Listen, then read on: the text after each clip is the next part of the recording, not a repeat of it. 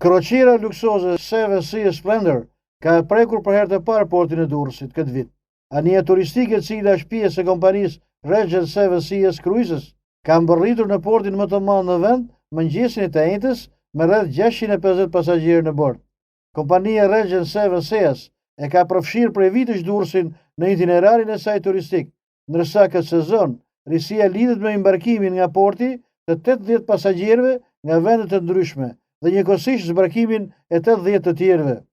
Me rastin e vizitës së parë të Anijës në Durrës, në bord u zhvillua ceremonia tradicionale Maiden Call, ku morën pjesë drejtori ekzekutiv i Autoritetit Portuar të Durrësit Libur Naliu dhe kapiteni i portit Taulan Tallka.